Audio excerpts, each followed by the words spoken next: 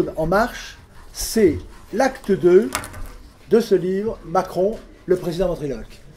C'est-à-dire que ce livre, il y a un an, annonçait ce qu'était Macron, le président ventriloque.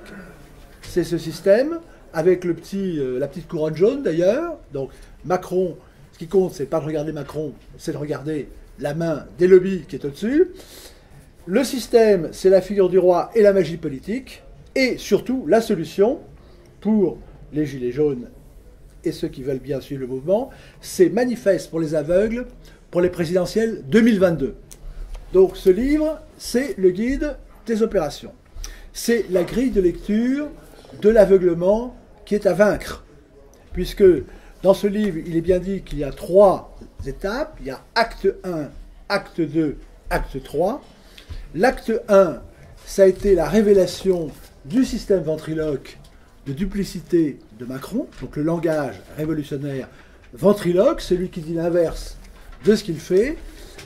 L'acte 2, scène 1, ça a été la révélation de Nicolas Hulot, qui a rompu le charme, si je peux dire, en montrant que nous ne sommes pas dirigés par le gouvernement, mais par les lobbies qui sont derrière. Il a bien dit, la question c'est qui gouverne, qui décide, c'est un problème de démocratie. Je tiens à dire tout de suite que dans sa dernière émission avec la même Léa Salomé, qui l'avait vu le 28 août, il a été rappelé pour faire oublier que c'était un problème de démocratie, puisqu'il a dit que c'est un problème de budget.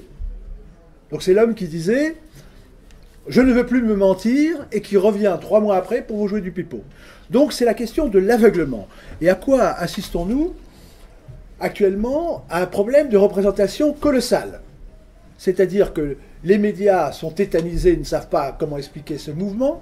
Bon, vous avez tout à coup surgi le peuple du fond des campagnes et de la France profonde, ce peuple au nom duquel tout le monde parlait, le gouvernement, l'opposition, et tout à coup, ciel, il arrive. Ah, et il ne dit pas ce à quoi on s'attendait, on a enfin la vraie voix du peuple. On entend des vrais gens, comme disait M. Barr. Et puis, le problème de représentation, évidemment, c'est le problème auquel on assiste pour les gilets jaunes. Nous avons appris aujourd'hui qu'il devait y avoir des représentants qui sont déjà contestés. Et c'est le grand danger de la trahison de la représentation. Trahison des élus, trahison des syndicats, trahison des faux corps intermédiaires. Donc, c'est une crise de la représentation. Alors, nous sommes dans, effectivement, ce qu'il faut savoir tout de suite, c'est que le président Macron a dit aujourd'hui qu'il y avait des scènes de guerre aux Champs-Élysées. Évidemment, là, il y a encore une tromperie, bien entendu. Le président veut dramatiser et il a tendu un piège aux Champs-Élysées, évidemment, pour disqualifier le mouvement. Des scènes de guerre. Eh bien, justement, prenons-le au mot, nous sommes effectivement en guerre. Nous sommes en guerre, et c'est une guerre très particulière, qui est une guerre... Pour bien comprendre le mouvement, il faut comprendre que c'est une guerre qui a commencé il y a 3 siècles. Donc nous allons voir le calendrier rapidement. Et le mouvement des Gilets jaunes, c'est un moment de cette guerre séculaire qui est la continuation de la guerre de 100 ans. Bon. Et ce qu'il faut bien savoir pour crédibiliser l'affirmation que c'est une guerre, puisqu'il y a des scènes de guerre, oui, c'est une guerre, et M. Macron est dans cette guerre du mauvais côté. Il n'est pas du côté de la France, il est du côté, évidemment, des ennemis de la France, c'est-à-dire du monde anglo-saxon, du monde de la finance. Et donc, je tiens à rappeler, tout de même, c'est très important, il ne faut jamais l'oublier, c'est une citation que j'avais donnée dans le syndrome de l'ortolan, qui est le syndrome de l'aveuglement, et qui a été repris d'ailleurs par un homme politique qui ne donne pas ses sources. Et il faut peser ces mots. C'est ce que disait François Mitterrand, c'est son testament posthume, si je peux dire. Il disait « Ce qui est en cause, c'est l'identité culturelle de nos nations. » Donc il ne s'agit pas que du prix à la pompe, qui est la goutte d'eau qui a fait déborder le vase, c'est finalement ce qui est en cause, c'est la survie, c'est l'identité et la survie culturelle de la nation. La France ne le sait pas, donc nous sommes bien dans un aveuglement provoqué. La France ne le sait pas, a-t-il déclaré, peu avant sa mort, mais nous sommes en guerre avec l'Amérique, disons avec le monde anglo-saxon, avec le monde de la finance. Oui, une guerre permanente, une guerre vitale, une guerre économique, une guerre inconnue, permanente, une guerre à mort. Oui, ils sont très durs, les Américains. Ils sont voraces. Ils veulent un pouvoir sans partage sur le monde. Et Macron, c'est l'homme de cette guerre. C'est l'homme qui a été nommé, suscité, provoqué. Et c'est tout le problème que nous avons. C'est-à-dire, c'est le problème du mal français. Hein, puisque c'est qu'il y a un corps français, une tête anti-française qui est montée sur un corps français, c'est-à-dire une tête anglo-saxonne qui parle même, qui a même l'arrogance de parler anglais. C'est-à-dire que Macron, c'est la caricature de ce système hérité de 1789, c'est-à-dire un gouvernement anglo-saxon qui est monté sur une tête française. Et ce qui explique que la France, qui était la première nation au monde, maintenant se trouve paupérisée au bout de 2 siècles de ce système. Donc, nous sommes en guerre. Alors, ce qu'il faut comprendre, parce que dans les commentaires, on vous dit, on vous montre telle ou telle petite chose, qu'est-ce qui se passe. C'est-à-dire, on ne peut comprendre ce mouvement des Gilets jaunes que si on le resitue dans 3 calendriers. Il y a le calendrier historique qui vient de l'installation du système anglo-saxon en France, la tête anglo-saxonne à partir de la Révolution, avec le système politique qui est anglo-saxon, qui est fait pour que les décisions ne puissent pas être prises. Et vous avez donc la Révolution. Alors ce qui est très intéressant, c'est que la Révolution commence exactement comme la révolte contre les taxes. Je vous rappelle qu'à la Révolution, les cahiers de doléances, et on parle de cahiers de doléances, le vocabulaire revient, dans les cahiers de doléances, que demandaient les Français? Garder nos privilèges, sauf les impôts. Et ce qu'ils ont eu, c'est la destruction de la royauté, du peuple, parce que le peuple a été détruit à la Révolution. Le peuple a disparu, c'est pour ça qu'il revient sous forme de gilets jaunes. Et donc, l'idée, c'était plus d'impôts. Et la Révolution, c'est la prise du pouvoir par les lobbies qui pressurent d'impôts le peuple français et cette question. Donc, ça a été des promesses de la Lune. Déjà, comme Macron, à l'époque, les révolutionnaires ont dit ça va être merveilleux avec nous, vous allez voir, vous avez la liberté, le truc, etc. Bon. Donc ça, c'est la clé à comprendre, c'est que la France tenait la place des États-Unis à l'époque, si on veut prendre une grosse caricature, et elle a été précipitée aux abîmes par un système qui le détruisait. Bon, ça c'est la clé. Ce mensonge fondamental avec ce langage révolutionnaire qui, le dit l'académicien Laharpe, fait l'inverse de ce qu'il dit. On vous promet le bonheur, et qu'est-ce qu'il y a en échange?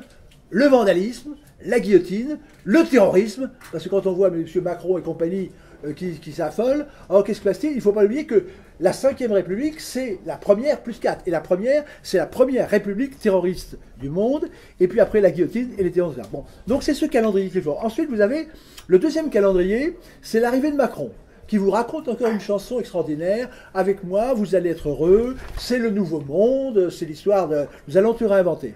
Et alors, ce qui est très intéressant dans Macron, c'est ce que je dis dans ce livre, c'est que c'est à la fois le problème et la solution. Parce qu'il a détruit le système hérité de la Révolution. Le système de la Révolution était basé sur une duperie, c'est qu'il y a des gens de droite, de gauche, et puis on passe de droite à gauche, et la direction est toujours la même, bon, finalement. Donc parce que vous avez les lobbies qui dirigent à droite et à gauche. Pourquoi? Parce qu'ils financent les deux. Quand vous connaissez des financiers, ils financent, ils arrosent à droite, à gauche, et celui qui a gagné fait la politique des lobbies. Et ça, c'est le grand apport de Hulot, qui ne veut pas suivre, c'est qu'effectivement, Hulot, troisième personnage de l'État, a bien avoué que le gouvernement ne gouverne pas. Eh bien, c'était bien annoncé dans ce livre. Je vous rappelle, Hulot a bien dit, c'était le Hulot 1, Hulot 2, Hulot 3, c'est que ce sont les lobbies qui décident. Donc on peut déjà annoncer que Macron n'a aucune marge de manœuvre, parce que d'une part, il est incompétent, d'autre part, il n'a pas le mental, et surtout, il applique ce qu'on lui dit. Il a été nommé pour appliquer une politique, certains disent de Bruxelles, mais il faut monter un peu plus haut que Bruxelles. Bruxelles, c'est quand même la succursale locale. Bon, Bruxelles, bon. Donc, il faut comprendre que Macron va parler demain, il n'a rien à dire, il a dit on continue. Pourquoi? Il va suivre le même cap, parce que le cap, lui, c'est la vaseline. Il devrait être un peu de vaseline, mais le cap est le même. Et il veut changer en profondeur la France parce qu'effectivement, il a des ordres. Donc on sait très bien. Donc là, il va dans le mur, effectivement, et nous en parlerons plus tard. Donc ça, c'est le premier calendrier, la Révolution, qui installe un langage qui détruit la France, qui a détruit la paysannerie, qui détruit la richesse de la France, d'une manière... la langue française. Bon, et si je profite pour dire ce gilet jaune, c'est que depuis 40 ans, je suis un gilet jaune, et je vous rappelle que le gilet jaune, c'est le signalement du danger. Si vous voulez. Bon. Et donc, ce qui me permet de voir des choses et les avoir annoncées il y a déjà 30 ans, c'est que je travaille sur 3 axes, GPS, les chiffres, les mathématiques, la destruction des mathématiques, je l'ai annoncé. Ensuite, les lettres, on a destruction de la langue avec la complicité de l'Académie française, bien entendu, plan de destruction. Et troisièmement, nous sommes à Versailles, destruction de l'art. Je vous rappelle que Versailles est mis à disposition de l'art new-yorkais. Donc c'est bien le signe de la trahison de ces non-élites qui maintenant se plaignent de voir arriver l'irruption de l'élite, parce que les Gilets jaunes, c'est l'élite, n'en déplaise à M. Macron. Bon, professionnellement, j'ai travaillé avec les services de l'État, vous avez une bande comme on dit, si vous voulez, il ne faut pas croire que les gens qui nous dirigent sont des élites, pas du tout. Ce sont des gens aux ordres, qui obéissent, qui sont tous formatés de la même manière, qui n'ont aucune imagination et qui ne veulent surtout pas la richesse des Français. Macron en est l'exemple, c'est un acteur, il joue son rôle, il est capable de jouer le rôle de Jules César, mais il n'est pas capable de remplir le rôle de Jules César.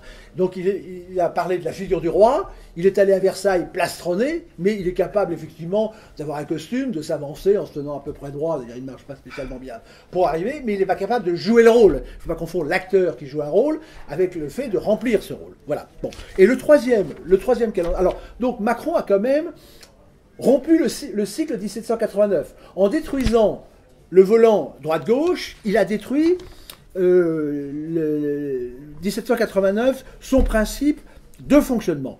Et puis, il a montré que toutes les soi-disant corps intermédiaires, c'était du pipeau, c'est-à-dire c'était des structures ventriloquées. C'est-à-dire, on joue à la démocratie, mais on n'est pas une démocratie. On joue au parti politique, mais on n'est pas un parti politique. On n'est rien du tout. On joue la CGT, etc., mais on n'est rien du tout. Tous ces gens-là ne sont rien du tout. Les véritables corps organiques, nous en avons un exemple dans la création des Gilets jaunes. Bon, c'est-à-dire que ces gens-là représentent quelque chose. Donc, c'est toute la question de l'hypothèque de la Révolution, qui est un système qui a été implanté anglo-saxon pour détruire la France, qui était le grand concurrent du monde anglo-saxon. Et si les étrangers viennent en France, c'est pour voir évidemment non pas les Lumières, soi-disant du XVIIIe, mais les Lumières du XVIIe, c'est-à-dire toute cette merveille de la France, de l'art de vivre, de la courtoisie, de la gastronomie, de l'architecture, qui ont été détruits pour un tiers à la Révolution par le système anglo-saxon, et nous voyons arriver l'avant-garde des élites, hein, c'est les Gilets jaunes. Alors évidemment, il faut que les élites, les vraies, qui sont invisibles, c'est pour ça que les élites, je les invite à mettre des Gilets jaunes, elles sont invisibles, elles ignorent elles-mêmes qu'elles existent. Et il faut effectivement, pour 2022, trouver un président. Alors, ce qui est extraordinaire, parce qu'évidemment, ils sont horrifiés, parce que tous ces ventriloqueurs qui sont là, les ventriloques, qui avaient l'habitude de parler pour tout le monde, comme votre avocat qui fait semblant de vous défendre, tous ces représentants, finalement, en peau de lapin, tout à coup, ils voient le représenté qui dit « Mais non, j'existe, si vous voulez. C'est moi, c'est moi. » Alors évidemment, la seule justification d'être de tous ces faux représentants, ces députés qui ne représentent rien, cette faux, la République en marche, tout à coup, voilà la vraie République en marche, la vraie France en marche, et ils sont terrifiés. Alors, qu'est-ce qui fait que ça a été rendu possible ? Et là, on le voit avec la misère qu'il y a en France. On a montré tout à l'heure à la télévision, si vous voulez, la photographie d'un réfrigérateur, l'intérieur d'une femme de 3 enfants qui n'a rien pour survivre. Hein, c'est ça la véritable misère qui était cachée. Et tout à coup, par le miracle de l'électronique, la lumière arrive et toutes ces individualités qui n'étaient rien isolées deviennent le peuple. Parce que M. Macron a eu l'outrecuidance, qui est un ignorant. Il ne connaît rien à l'histoire, il ne connaît rien à la finance. C'est un carnet d'adresse et un acteur qui fait le lien. Il sert uniquement de Gauleiter, si on peut utiliser le mot, pour détruire définitivement la France. Le cas typique, c'est la langue française. Bon, quand il ose dire que la langue française est multiple, il faut reprendre son discours de Guadeloupe, c'est criminel au sens strict du terme pour la langue. Alors, ce qui apparaît tout à coup, c'est par le miracle de l'informatique, ces gens qui étaient isolés, séparés, humiliés, méprisés, tout à coup se réunissent et font corps. Et ça, c'est vraiment une révolution, qui est la révolution de la vérité. La vérité, nous la prenons en plein visage, elle n'a pas besoin d'avoir d'intermédiaire. Nous la voyons, et grâce aux médias qui, quand même, sont bien obligés de... Bon, alors, effectivement, de nous montrer. Mais il y a un traquenard, c'était M. Macron, désespéré, qui a triangulé Jeanne d'Arc. Je suis Jeanne d'Arc, je suis le roi de France, je suis tout ce que vous voulez. Il utilise la même méthode, et maintenant, les mots sont contre lui. C'est-à-dire toujours contre lui. Il avait inventé une fausse France en marche, une fausse République en marche, et maintenant, les vrais arrivent, c'est nous. Alors évidemment, il est tétanisé dans son bunker, les mots jouent contre lui, c'est les gilets jaunes en marche, c'est lui qui est immobilisé dans son bunker à l'Élysée, et désespérément, il commence à jouer au monisme. Attention, c'est Darmanin, c'est la peste brune. Alors on regarde, j'entendais tout à l'heure Madame Kebab, syndicat de la police, qui disait mais non, c'est pas du tout ce qu'on nous dit. Donc il ment, c'est un mensonge permanent. C'est un mensonge permanent. On voit que après il a dit attention, c'est tel parti, etc. C'est faux. Donc ils essaient de jouer à terroriser. Et la grande force, évidemment, la grande force des Gilets jaunes, c'est qu'ils n'ont pas de chef. Et dès qu'il y a un chef, il est acheté. C'est tout le problème de la représentation datant de la Révolution. C'est dès qu'il y a un représentant, il est acheté. Les lobbies sont là grâce à M. Hulot. Merci M. Hulot d'avoir dévoilé les poteaux roses, même s'il est revenu pour dire circuler, il n'y a rien à voir. Et les Grecs, parce que ce n'est pas la démocratie dont nous parlons, c'est pas la démocratie grecque, c'est la démocratie anglo-saxonne. C'est une invention des Anglais. La véritable démocratie n'a ni avocat, ni représentant. Parce que le propre d'un représentant, c'est de jouer pour lui, c'est-à-dire de vouloir gagner de l'argent et de trahir son client. Bon, voilà. Donc nous sommes dans ce problème. Alors le troisième calendrier, premier la Révolution, deuxième c'est l'arrivée de Macron qui détruit le système datant du 11 septembre 1789, c'est droite-gauche, et donc il fait l'unité contre lui. On ne peut plus jouer à diviser, il n'y a plus que lui. Donc il représente le super système lui-même, celui contre lequel il a été élu, et maintenant effectivement les Gilets jaunes doivent détruire. Celui qui lui-même s'est prétendu détruire le système, et qui reste à détruire, c'est le super système, et nous avons un peuple qui est un. Et ça, c'est le miracle, il faut le dire, de l'électronique, qui permet, sous une forme à travailler, la démocratie directe, puisque toutes les décisions sont prises contre le peuple. On se fait élire en disant qu'on aime la France, et après, on la trahit. Voilà, ça c'est intéressant. Alors, donc, maintenant, ce qui est important, c'est de comprendre qu'il y a deux modèles qui sont présents. C'est-à-dire que les Gilets jaunes, c'est l'avant-garde de la France profonde. Napoléon disait, la France, ça détruit, mourra de Paris. Paris n'est pas la France. Paris est l'anti-France actuellement. Et ce n'est pas, il ne faut pas dire que c'est la France périphérique, qui est un mot méprisant, les territoires. Il faut retrouver le nom des peuples et des corps politiques, culturels, sociaux, de France. C'est ça, c'est la France qui est en marche. Et M. Macron, nous espérons qu'il va bientôt dégager, selon l'expression, à la mode. Bon. Donc, avant que ce soit... Donc, il y a deux systèmes qui sont présents. Le système anglo-saxon, représenté par Macron, et le système français, représenté par les Gilets jaunes. Bon. Et ce sont eux qui portent les valeurs. Alors, on pourrait dire en termes stratégiques, il y a deux stratégies. Bon. Il y a donc deux langages. Le langage menteur, ce qui est le langage révolutionnaire ventriloque, qui inverse. Je te dis que je t'aime, je te détruis. Je te dis que je te fais réussir et je te fais échouer. Je te dis que la France sera plus riche et je te désindustrialise. Ça, c'est Macron. Donc il y a la stratégie des Gilets jaunes et la stratégie de Macron en face. La stratégie des Gilets jaunes, il faut voir le cadre extérieur. C'est une France qui ne cesse d'aller de plus en plus bas, dirigée par les anglo-saxons, et le corps qui essaye de retrouver sa tête. Bon.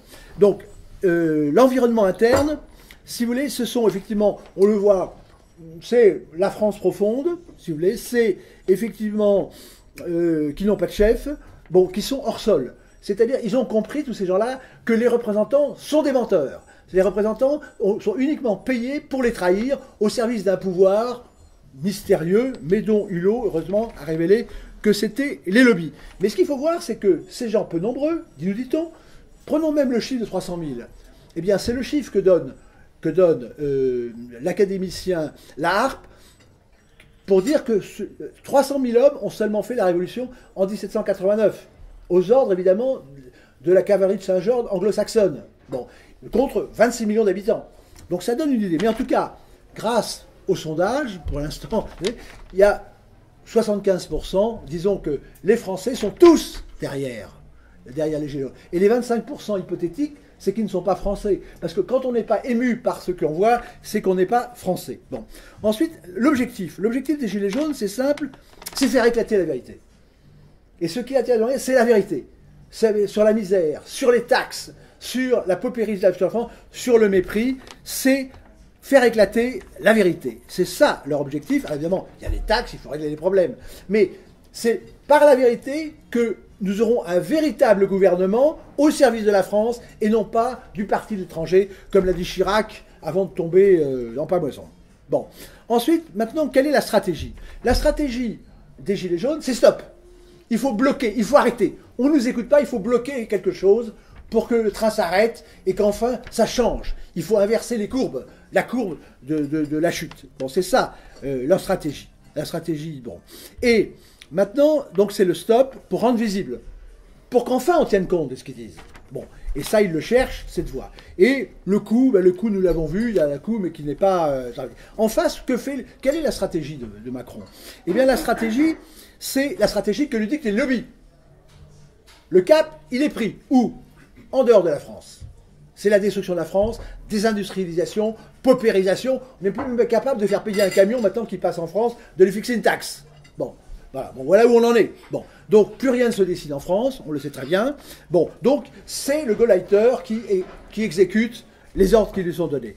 Donc ça, c'est l'environnement externe de Macron. Il doit obéir. Hein, je vous rappelle, c'est ce petit schéma qu'il ne faut jamais oublier. Bon.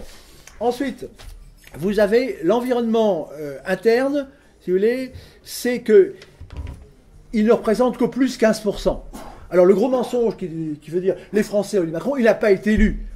Il y a eu un petit tour de passe-passe, une manipulation, Fillon qui est par à gauche, donc il ne représente rien. Il ne représente rien. Et il faut arrêter de dire que Macron il n'a pas été élu, il a été imposé, il a été nommé, notamment par une certaine chaîne. Bon, donc 15%. Donc d'un côté, les Gilets jaunes, c'est la France, 75% si on veut, mais en fait 100%, et Macron, c'est 15%, y compris ceux qui étaient trompés, c'est-à-dire 0%. Maintenant, quel est le but? Le but de Macron, donc d'un côté, les Gilets jaunes doivent faire éclater la vérité, et lui, évidemment, il doit l'étouffer, il doit la cacher. Donc la stratégie de Macron, c'est l'étouffer, le mouvement. Et alors, quelle est l'arme? L'arme, c'est la diffamation. C'est la diffamation le pouvoir joue de diffamation en permanence contre les Français. Vous êtes des bruns, vous êtes des jaunes, vous êtes des verts, vous êtes des mauvais, vous êtes des populistes, vous êtes des antipopulistes. Tous les mots y sont. Il a même été jusqu'à dire qu'il était maintenant le vrai populiste. Il triangule tout. Je suis Jeanne d'Arc, mais je suis contre Jeanne d'Arc, etc. Donc là, il utilise son arme, mais ça ne marche plus.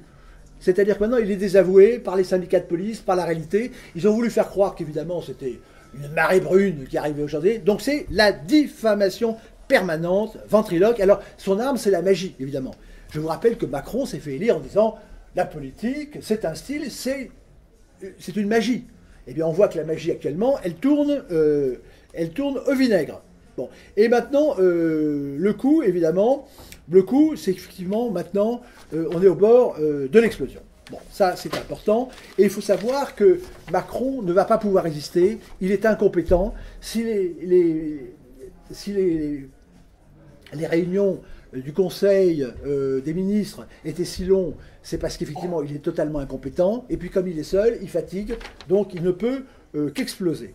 Alors, nous arrivons maintenant, si vous voulez, à la conclusion, puisqu'il faut bien conclure sur cette question de la représentation qui est capitale et qui se pose pour les Gilets jaunes. C'est-à-dire qu'il ne faut surtout pas qu'ils aient de représentation.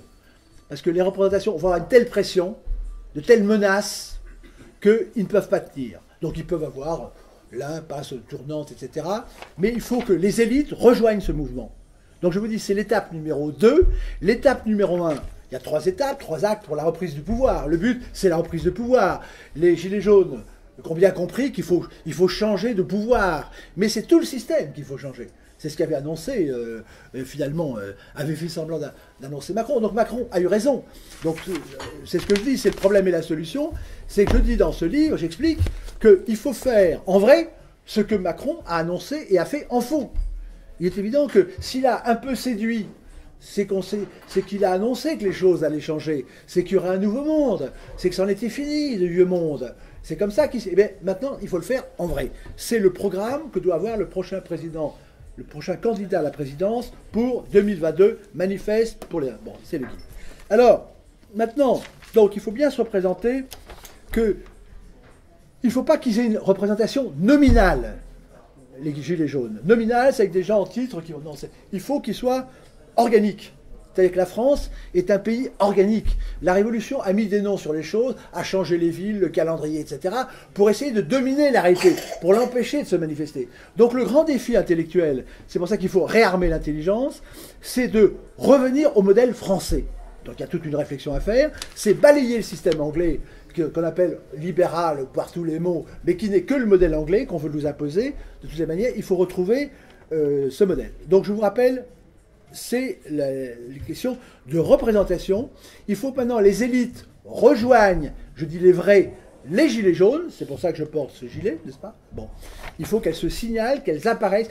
Il faut rendre visibles les élites, qui ne le savent même pas.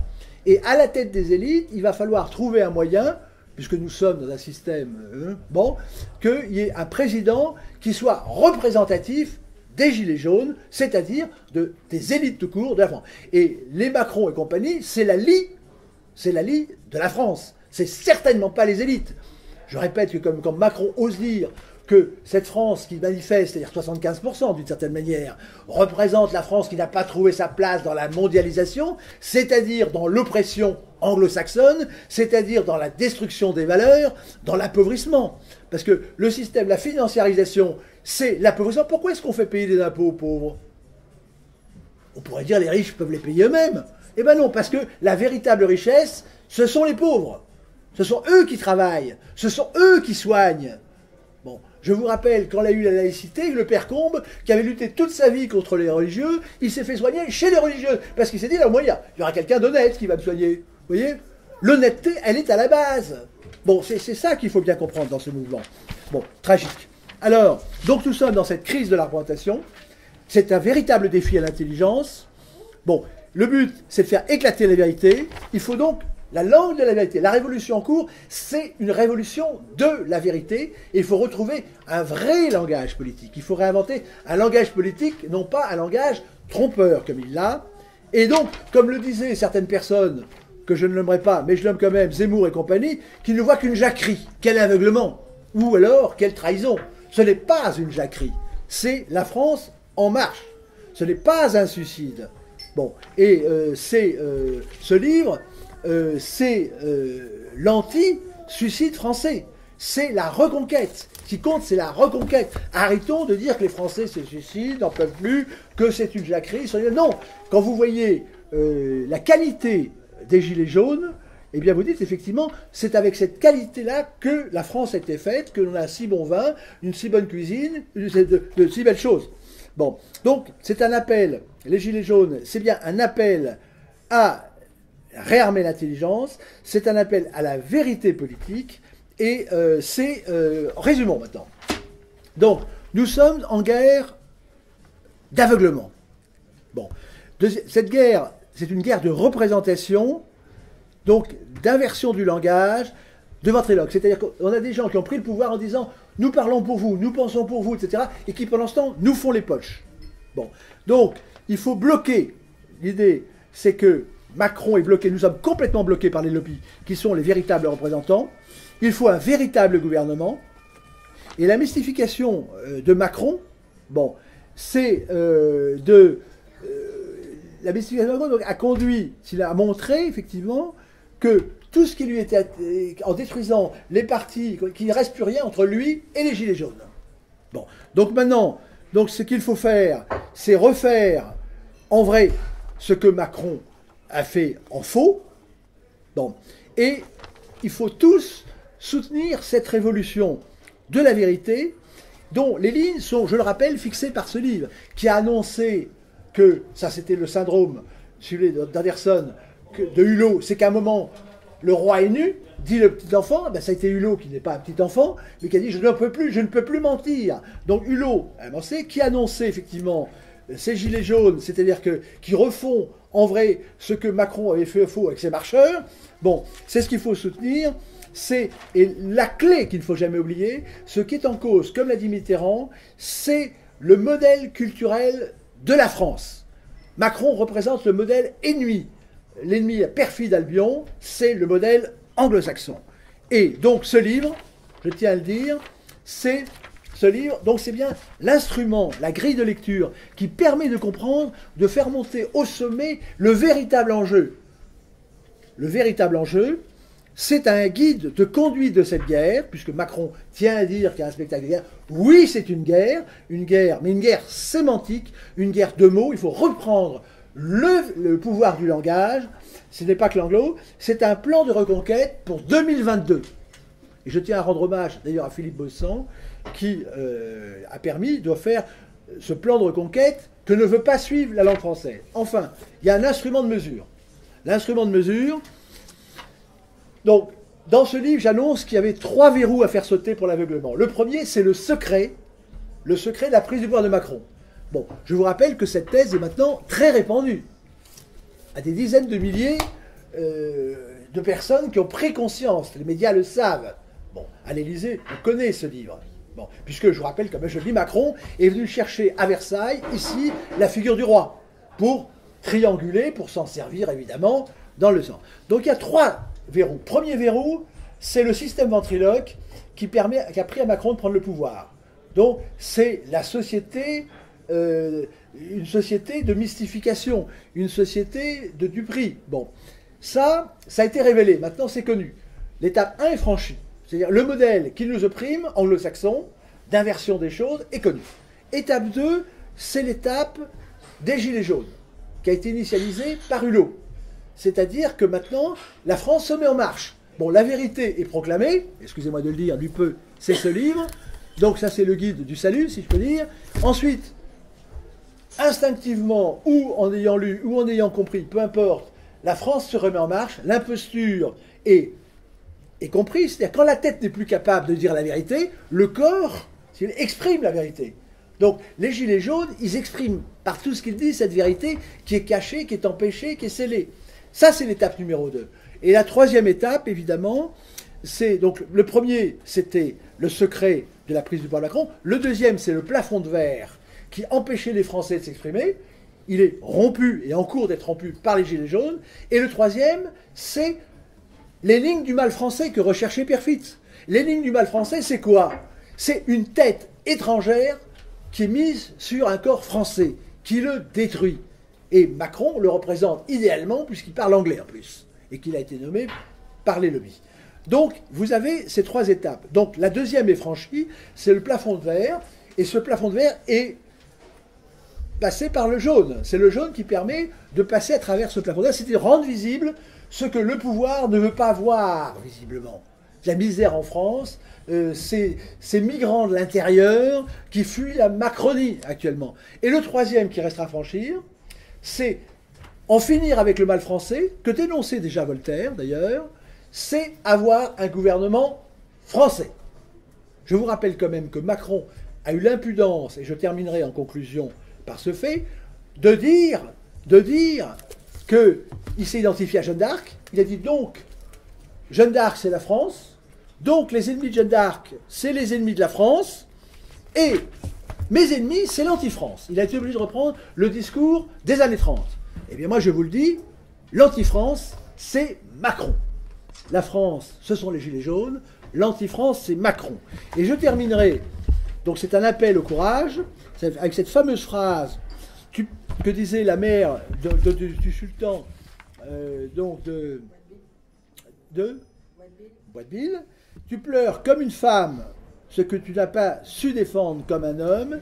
Et je dirais maintenant, il faut soutenir, non pas les Gilets jaunes en tant que tels, mais le mouvement des Gilets jaunes, c'est-à-dire le mouvement de la renaissance, de la reconstitution du corps français, du corps politique, du corps professionnel, du corps des provinces, parce qu'ils ont détruit les noms pour détruire les choses. Hein. Ce n'est pas des territoires, ce n'est pas le pays. Il y a des noms, il y a des peuples. Il y avait 98 peuples gaulois à peu près, pour ceux qui veulent revenir aux Gaulois. Mais le Poitou, c'est le pays des Pictons, la Bretagne, c'est le pays des Bretons, etc. Il y a une réalité organique, le nom ne fait pas la chose dans cela. Et je dirais donc dans cet appel à soutenir les Gilets jaunes, et au-delà à cette révolution de la vérité, du langage politique, il faut détruire tout ce mensonge finalement qui nous opprime. Eh bien, je dirais que, je reprendrai la phrase de Churchill, là où il y a une volonté, il y a un chemin. Donc, il faut trouver ce chemin, qui n'est pas écrit. évidemment, les Gilets jaunes pourraient ne pas arriver au but, mais ils ne peuvent que continuer leur chemin, où il faut prendre la suite, comme disait, quand il y en a un soldat qui meurt, il y en a un autre qui sort de l'ombre pour sa place. Et je dirais, donc ce combat de la dernière chance, parce qu'il faut toujours considérer que c'est la dernière chance pour se battre avec les dernières énergies, c'est, si ce n'est pas vous qui l'engagez, c'est qui? Si ce n'est pas maintenant, c'est quand?